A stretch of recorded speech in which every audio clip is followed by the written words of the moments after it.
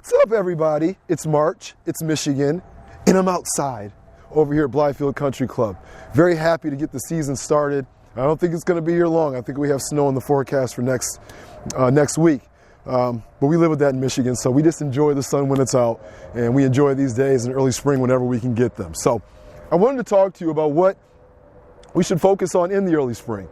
You know, a lot of us haven't swung golf clubs. Some of us don't work out, and maybe our activity hasn't been up a lot. And I just want to give you a way that we want to start in the maybe two things that are most important for us when we're first getting out and starting to work on our golf swing and golf game to start the new season for us snowbirds and the people like that can't play year round. We're always jealous of you people in Georgia, Florida, Arizona, because you guys can play golf year round for the most part. But I'm on the driving range, and I know this is a place where we like to start. But on the driving range, I have a question for everybody.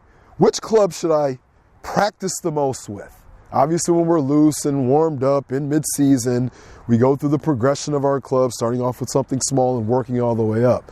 But out of all the clubs, I'll grab a driver, a long iron here, a mid iron, and we'll grab my gap wedge here. Out of all these clubs, which one should I probably hit the most in an early season range session? Now, mid-season, I'm going to tell you I like you to practice the most with the 8 or the 7, right, to get a feel of your golf swing. And early in the season, I think that's okay, especially for better players. But I'm going to encourage you to use your wedge, gap wedge, and sand wedge for most of your shots to control your aggression and to work more on the form of the golf swing. We want the lever system active. We want an element of timing with our golf swing. So I don't think it's good to start off with the driver. Something that we'll reference a little bit later. Play every sport. Basketball. Don't play football anymore. But play basketball still. You know, I'll play tennis. I run a lot. Do a lot of things. And with all of those sports, especially ball sports, I don't start off with the big throw or the big basketball shot from half court or 3-point. I tend to start close and work my way out. Same when we're in season with golf. We tend to start close and work our way out.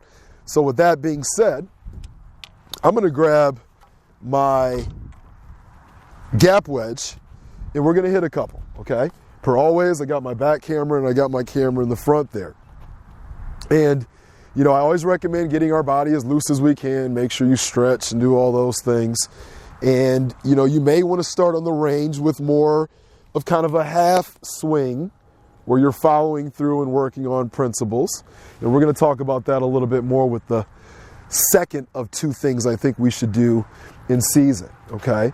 But I think when we grab a wedge, we can point out a target that's closer. It takes less effort to hit the wedge, right? We still get feedback on did we follow through? Did the ball go where we wanted to? You know, we can still get that kind of feedback.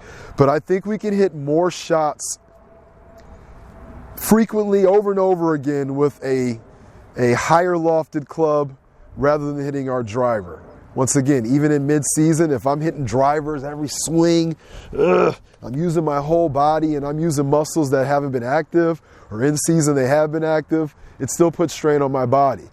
Our main thing is to get some form, get a feeling on how to swing. And remember that aggression isn't the only thing that we need to focus on when we hit a golf ball. So go ahead and hit one more here. So that's a good swing there. You know, it's a couple of wedges. Now, I know you're going to be encouraged and want to hit every club in your bag, but your focus should probably be on those higher lofted, shorter clubs with a secondary focus on more of your mid irons. And with this, I'm not worried about distance and how far you're hitting it. I'm worried about solid contact and is the ball going a direction that looks normal to me, a normal miss, or am I able to put it on the target, you know, as frequently as normal, okay? So on the range, that's our step. Our step here, I'm going to point out a flag to the white flag here in the distance. Might see it from the back corner. But this is a mid iron, and I want to hit the majority of my golf shots with the mid iron or the higher lofted shorter club to build the rhythm, tempo, timing, and to get a feel of the golf swing once again, okay? So that was pretty good right on line. Now, once again, guys, I know you're going to hit whatever you want, and I want you to.